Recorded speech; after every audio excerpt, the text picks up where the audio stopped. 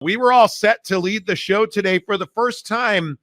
I feel like in months, we were not going to lead with college football. We were firing. Don't lie to me. No, I'm not lying to you. We were going to fire Darvin Ham. It was going to be awesome. And then the Florida Attorney General sent a demand letter to the ACC Conference stating her desire to have all documents related to the ACC grant of rights. And there is an important stipulation in there we're going to get to in a minute. But I have to tell you, I do not understand why the Florida Attorney General is still involved in this. This thing with Florida State continues to be a black eye now, I think, on the entire face of college football, because you have a public entity, the Attorney General, quite literally, the lawyer that represents the citizens of the state of Florida, is now sending demand letters to the ACC, asking them to break a long-held process just so that Florida State can feel better about the situation that they're in. Jake, this feels like an incredible waste of time and money to me. Absolutely. And I think the crazy thing about this situation is it just continues this cycle of, hey, we're upset about something, so we're going to demand a bunch of documents. We're going to sort of, puff our chest out and make a bunch of noise, and let's just see what happens. And ultimately, if we don't have any evidence and nothing comes of it, then we don't really care what damage might have been done. We don't really care what the side effects of our terrible behavior are, but we're just still going to do this and essentially hope for the best because we're politicians and attorney generals and people who hold office, and we need to use this opportunity to push our own brand up. And that's really what I feel like this is. This is, whether it's your governor, your attorney general, your senator, whoever you want to point to in the state of Florida has gotten involved in this thing one way or the other. And it just bothers me that politicians waste their time over and over again on something that, frankly, is a tiny grain of sand on a beach of an issue compared to the bigger things in life. Yeah, and I continue to feel like this is not about Florida State versus the ACC. It's wild to me. The first thing I want you to look at, this is the press release that we got this afternoon from the Florida Attorney General's office. You'll notice here that this is the ACC's refusal to produce the agreements. Attorney General Moody sent a public records request demanding executed copies of multiple media agreements between ACC and the ESPN, executed copies of the 2014 amended multiple media agreement, executed copies of the grant of rights, any other executed agreements referred to as ESPN agreement, and any other executed agreements between ACC and the Walt Disney Company. Now, maybe I am just, again, I'm Aaron Rodgers all over. Right. I'm a conspiracy theorist. But why are you using ESPN everywhere? And then when we really get to the balls of the issue, you change that to the Walt Disney Company. And I would go back and remind you that the state of Florida and the Walt Disney Company are locked in a very, very, nasty is putting it politely, public relations battle that is really threatening the tax and revenue in Orlando and in the Disney district. And it has been ugly. It has been vitriolic. It has been personal. Any word that you want to use. And now all of a sudden the Florida Attorney General, who by all accounts has done a good job since she took office, Ashley Moody is her name, now all of a sudden is going after Disney related to Florida State and the ACC. And this goes back to all of the YouTube comments we've gotten, all of the tweets I got last night about how Florida State never agreed to the amendment that lengthened the grant of rights in the ACC.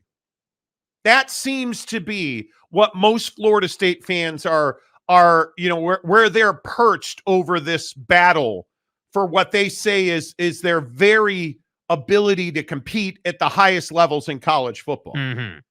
Well, here's the issue.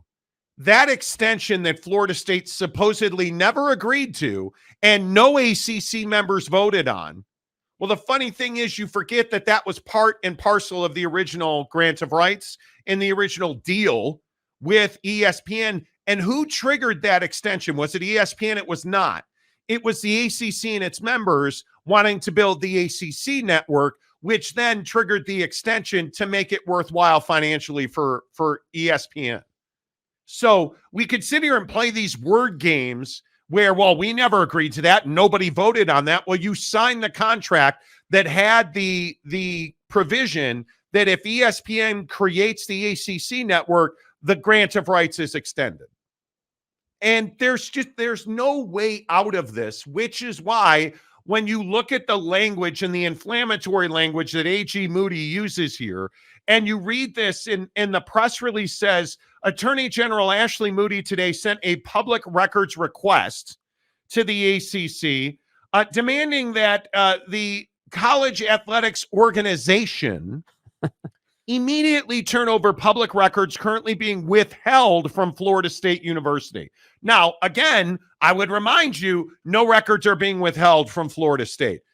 What Florida State and what the Attorney General are doing here is wordsmithing, because the way it works in the ACC, and why, I don't know, but it's been a long-held process in the conference that up until now everybody has agreed to, where if you want to review the grants of rights and related documents, you have to go to the ACC headquarters.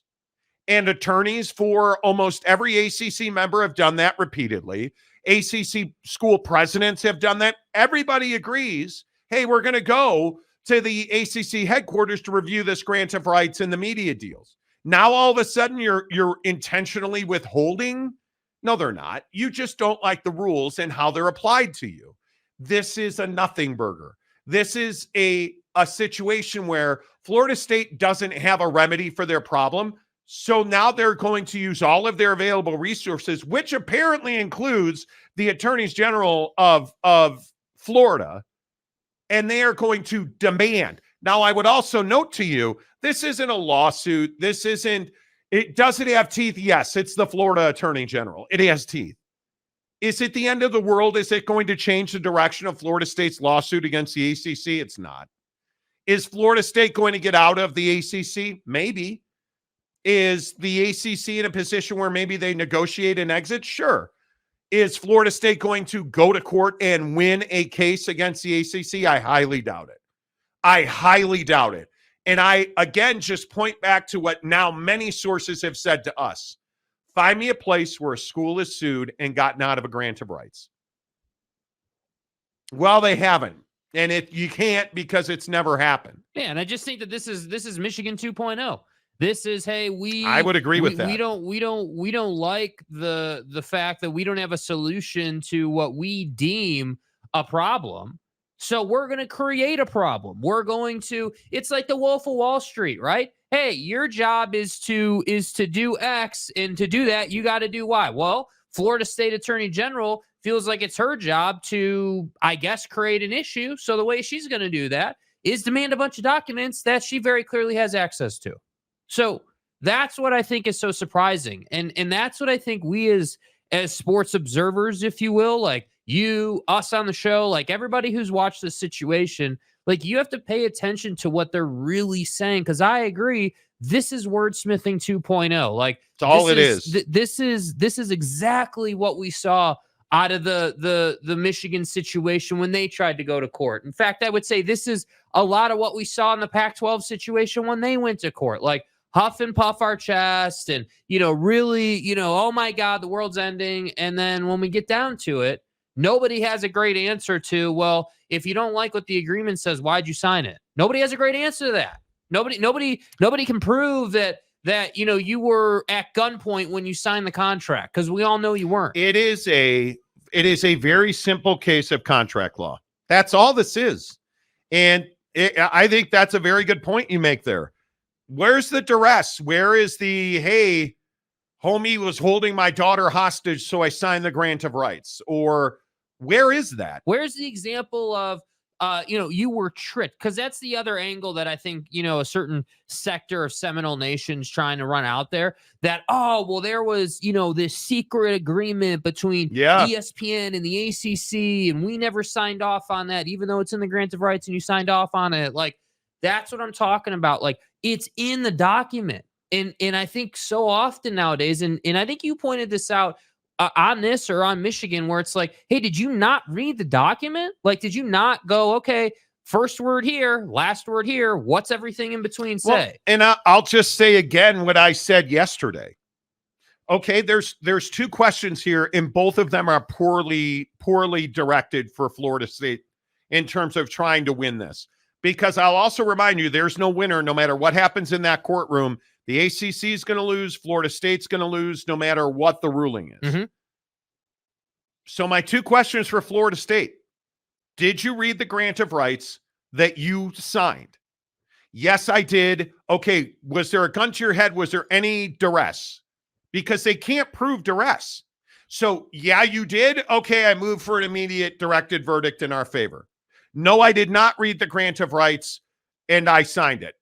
Move for an immediate, like there's no, you either read it and signed it, or you didn't read it and you signed it, because nobody said it was forged. Nobody has claimed there was any kind of strong arming. And truly at the end of the day, and I've heard this from a couple of people now, and I think it rings true. It makes a lot of sense to me. I don't even believe that Florida State is trying to get out of the grant of rights. I think they are trying to find a way to afford their buyout of the grant of rights. I think because the one thing that you keep hearing about, it's $500 million. It's $500 million. They want that to be, $250 million. They want that to be $100 million. Mm-hmm. And the issue is, I think a lot of people forget this. Understand how grant of rights work. The grant of rights is not between Florida State and ESPN. The grant of rights is between Florida State and the ACC, who then signs a deal with ESPN to be the home of ACC sports and the ACC network. And so you're suing the ACC, and what the attorneys general of Florida is trying to do is turn up the heat on the Walt Disney Company.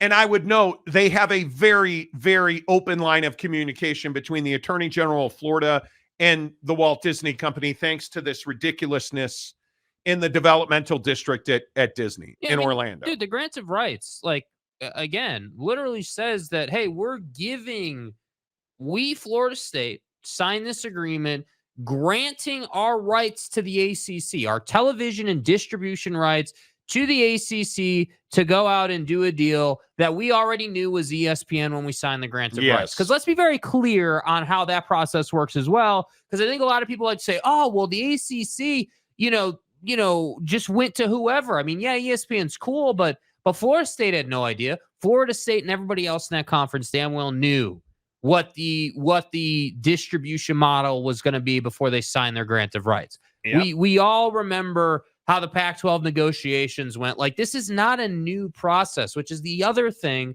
that I want to point out here. Everyone wants to say, oh, well, something went awry here. This was a different process. Like, someone was tricked or something came out of left field. It's like, no, it's not. You got these grant of rights are not complicated. They're not complicated. A lot of them are very similarly worded. It's simply the things that you need to understand are, how long is it? What's it going to cost me to get out? And what's it going to cost me to get my rights back? Because those three things are unique. The term of the contract, because that's what it is. This is a contract. How long is the contract? What is it going to cost me financially?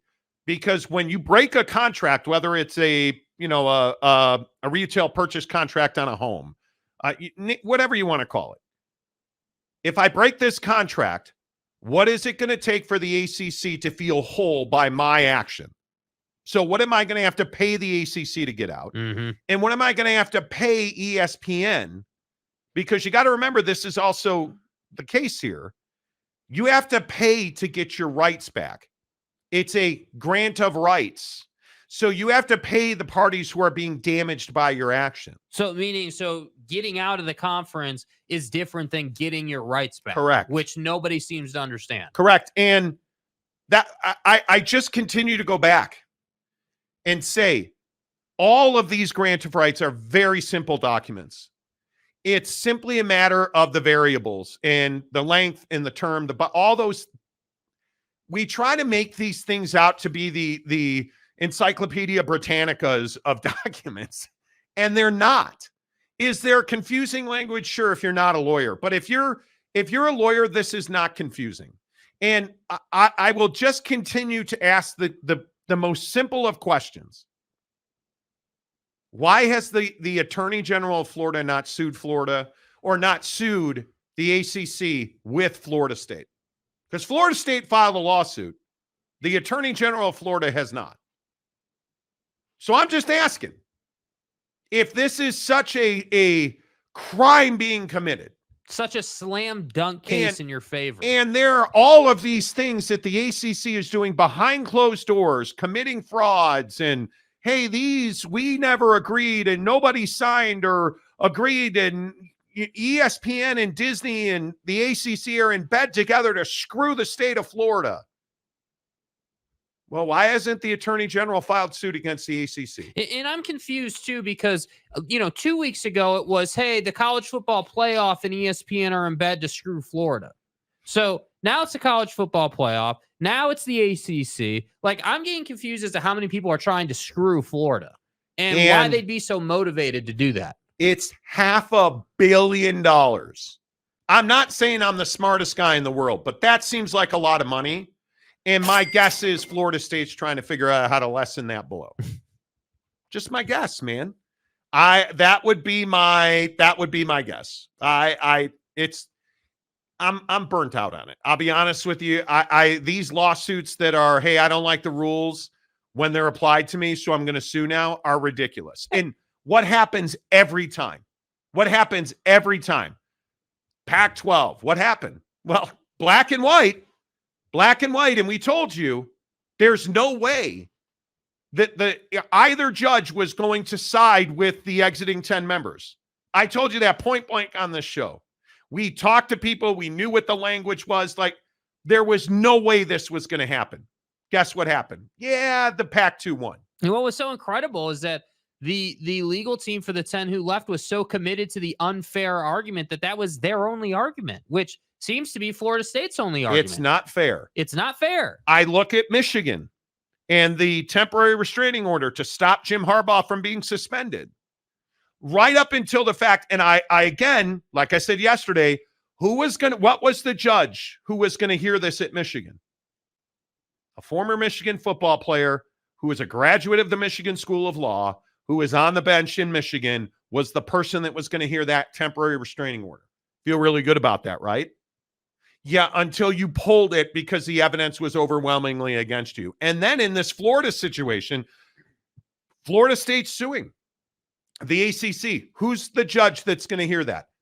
A Florida State alumni is going to hear that case. But how surprised or not surprised would we be if on the day of Florida State pulls out of the suit? Because I wouldn't be surprised, honestly. Well, and I think that's part of the reason the ACC filed a countersuit. And I that's why I go back to, why hasn't the Attorney General of the state of Florida sued? Oh, that's right, because attorney generals don't make it a habit of taking cases or executing cases they can't win. And you can't win this. Nobody at Florida State, nobody at the ACC, nobody has told me this or said this aloud, but you didn't sue to get in front of a judge, which happens in this country all the time. You may not realize that, but the vast majority of lawsuits that are filed never go before a judge. Usually they're withdrawn or settled, whatever you want to call it. That's what this is. Florida State wants a settlement. They want to get out. Yeah. And they want to pay less to get out. That would be my guess. And I just think this thing with Florida State versus the ACC, the other question I would ask is, where the heck is Florida State going to go? Because this is not how you ingratiate yourself with other conferences. Because you didn't win. You were upset about the college football playoff, which is where this Florida State Attorney General got involved in the first place. So And now we're in a place where we're looking at Michigan versus Washington, and it's very clear to most people the 4 best teams got in, and there's not a chance in the world that Florida State would have beaten Washington, and there's less a chance that they would have beaten Michigan. So, again, I just ask, where is the wrong? Where is the injustice? And my sneaking suspicion is there is not an injustice. Nope. There is not. All right. Less of us, more of you. I appreciate you guys letting us bloviate, if you will. Yeah.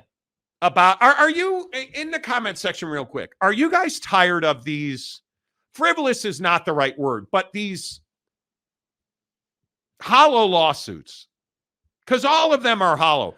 And there's smoke. That's it. Much to the credit of the Pac-12, the 10 exiting members, you actually showed up for a fight. Now, you showed up to a gunfight carrying a knife, not your best choice, right? They had no way to fight in that fight. Well, but you went to court not once, but twice, and you lost. I mean, I just can't believe, like, we have yet to see a legal team for the person suing, like, come up with anything good, which is so surprising to me. I mean, I'm not a legal professional, right? Like, I'm not, but it made no sense to me, and it still makes no sense to me, whether I look at FSU, Michigan, or the Pac-10, the 10 who left trying to get that worked out. You didn't make any type of defense, and I feel like it just the concept and idea of, hey, yeah, sure, legally, like on paper, this case is about the facts of the case, as we all love to say. But the reality is, like, trials and, court hearings are hardly just about what's on paper. And so when you're in contract law disputes, like, you have to bring context that's off the piece of paper. So unfair is never going to get it done. And I think the point about the AG not suing yet or not joining that suit, it exemplifies that. You don't have a way to win this to the point where the person that you're leaning on to fight for you won't take the fight. And so that's why I say they are hollow. We are living in an age where people just want to say that you're this and you're that. And, like, it's just amazing to me that you would go through all this trouble for what? Meanwhile, people in your state are struggling. And at least, much to Michigan's credit, they're playing for a national championship through all of this BS. Yeah. I mean, at least you're winning something. And much to Washington's credit, because Washington, remember, was the tip of the spear. Right? Like, they were the ones. That was pretty good. It was. They were the ones representing the exiting 10 members. They're playing for a national championship. Maybe there is something to this lawsuit thing. File a lawsuit or a TRO, you lose, that's fine. We'll go play for a national championship. I remind you, both of them have their quarterbacks, Yeah. But I mean, I am burned out on this strategy. I totally am. We've been seeing take place for, the better part of 6-8 months now. Like, we have nothing, but we don't like it, so we're gonna sue. And yeah, the Pac-10 showed up, I guess, and that's fine and dandy. But what would you rather do? Not show up to your court date and lose, or I'd rather be the Pac-10. I'd rather be the exiting 10 members, because Michigan embarrassed themselves. Yeah. Right? I mean, and even for them, they had a Michigan alumni on the bench. They had a Michigan football player on the bench. Holy crap, dude. And they still pulled out, which I probably should have. Anyway, the point is, see what he did there is pull out, and it's okay. All right, continue. Over your head, wrong one. All right, let's get your comments in here on the Monty Show. And again, I want to say thank you to everybody who's here. You guys have been amazing supporting the show. Somebody asked us the other day about our subscribers, and they're like, yeah, I remember you guys. What were you guys at? 9,000. So what do you guys do? 20, 30? No, we're at 44,000. It's remarkable. And we appreciate you guys, because without you, we couldn't do what we do every day, whether we agree or disagree, or we're on the same side or different sides. I just appreciate that all of you guys are here. You comment, please hit the like button. It really helps the channel grow. We've had 900 people watch the show in the first 25 minutes. If just half of you hit the like button, we'd be rolling. So please consider doing that. While I tell you that BuckedUp is amazing, you guys, before we get to your comments, the comment section presented by BuckedUp Energy. Awesome gym experience this morning. If you follow me on Instagram or TikTok, you've seen it. Back benching, did incline barbell bench today, and then went over and did dumbbells, flat bench pressing, 75-pound dumbbells in each hand, like really developing. And then I went home and made the stupid decision to get on the scale. And I'm telling you, it was a revelation because I've lost all of my vacation weight already. And I give a lot of credit to BuckedUp, because not even the fact that, hey, you know what? It's Buckshot, which is a tremendous product. But I will tell you, this stuff right here is, whoa, sorry, Callum. This stuff right here is amazing. This is Callum Von Moger's pre-workout formula. It's called Aussie Fruit. I have the same one, but in pina colada, and it has made all the difference in the world. That benching, so I did 30 minutes of strength training and 20 minutes of cardio, and it was amazing. I burned almost 600 calories, and it's because the pre-workout has completely changed the way I work out now. I wasn't a pre-workout guy before the last week of December, and now I'm using it. I'm back to losing a ton of weight. I'm way stronger. I cannot tell you, before we went to LA for vacation over Christmas, I think I was doing 50-pound dumbbells, and I got really rigid about my supplements and my nutrition since we got back. I've lost 8 pounds. I am back on my creatine every single day, workout day or not. I beg you to build creatine. Whether you're a workout guy, you're never going to lift weights again, great. Creatine every single morning in your coffee. It doesn't taste like anything. So it's not going to change the taste of your vaunted vanilla latte, cafe ice mocha shit. Put that creatine in your coffee. I put it in my oats. If I'm not working out, I put it in my oats. But I also use BCAAs from BuckedUp. I usually put it in my BCAAs, drink it while I'm working out. Makes all the difference in the world for your brain health. But man, do you lift better. Man, do you burn more calories when your core temperature and your heart rate's higher because of your pre-workout. I just can't tell you how good I feel. And I give it all to BuckedUp. I appreciate them. You get to BuckedUp.com. They have all kinds of free samples in the description of this show below. You can get 6 free samples of Buckshot. It is the best energy shot you're going to take. Green tea leaf extract, naturally sourced caffeine. Hook it up, BuckedUp.com. Use the promo code Monty to get 20% off. And I will tell you, tomorrow is Giving Friday on the show. We're going to give away a $100 Amazon gift card every Friday, usually, and every Tuesday we do that. We were off Tuesday because some people... what? Don't look at me, dude. Like, I was back. It's fine. Yeah. But tomorrow on the show, we will give away a $100 Amazon gift card, and you will have to interact, as always, with our friends at BuckedUp. So hook it up. Shoot me a picture on Twitter or Instagram, The Monty Show, MONTY, The Monty Show, BuckedUp, BuckedUp.com. Let's see. Christopher Shannon, what do you put on your oats? My oats are very simple.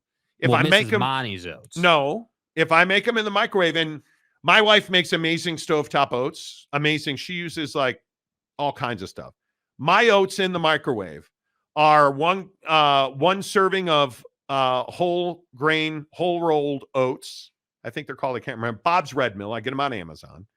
1 scoop of those. I put a finger full of raw coconut. I generally will put a handful of fresh organic blueberries. I will fill it up with water, put it in the microwave, and then I'll put a tablespoon of peanut butter in there. And if I didn't work out that day, I will put my creatine into the oats, mix it up, done. And you guys, I think I've said this on the show 1,000 times. I am oats every single day. Every morning for breakfast, I have oats. I'm a huge believer in it. It helps me I'm not hungry until noon. If I eat oats at 7:45, which is when I try to eat breakfast every day, I am not hungry until noon 30. I didn't eat my lunch until 1 something today. So I'm telling you, it works. It absolutely works. Sean Rollins got the info. Thanks, Monty. You're welcome. Gumby Fresh Out. Uncle Monty still owes me a free PS5 from Black Friday. Don't believe that's true. Yeah, that's not true, dude. Don't believe that's true. Yeah, I'm not sure that that's true. Right. So we'll see. Yeah, go ahead and file your empty lawsuit over a PlayStation. Yeah, like you're the Florida Attorney General. Yeah. All right, let's see. Jacob says, Boise State, it's a great day. Yeah, how about Boise State? Did you guys hear about that? Malachi Nelson, the former, I believe he was number 1 overall in 2023 last year, went to USC, taking a visit. And I think and I'd have to go back and look, but I think he's probably 90-10 going to Boise State, which would be unbelievable. Unbelievable. Woodworth, what's up, my guy? Monty still owes us an Intellivision. Remember, God, you guys remember Coleco? Remember Atari? My God, that's amazing. What happened with him at Southern California? Well, Caleb Williams happened, and I think there had to be a personality conflict, although I will tell you, I heard from a couple of sources this week that Lincoln Riley is going to interview for NFL jobs. And we'll see. I think USC's in a fine spot. Yeah. I think they're in a fine spot. But if you're going to Boise State, there's a reason you're leaving SC, because you probably are not going to compete for that starting job. Nope. That'd be my guess. But that's me. Gumpy Fresh Out says, I usually have 5 lunches every day. Wait till we get to the non-sports stories 2 hours from now. There is massive fat guy news coming in 2 hours. And it's a revelation. I'm a carb-eating motherfucker. Oh, dude, it is a revelation. Absolutely a revelation. All right, let's go. Always good to start with a new YouTube member. His name is YouTube User. Oh, nice name. Appreciate you joining the program. You guys, we have 2 levels of membership, $1.99 a month for basic membership. $9.99 a month gets you into our Instagram members only group. It is a great group of dudes. Hook it up. Shaner, a member for 4 months. Let's go, baby. Let's go, Shaner. This attorney general lady is a jagoff. Thank you. Thank you.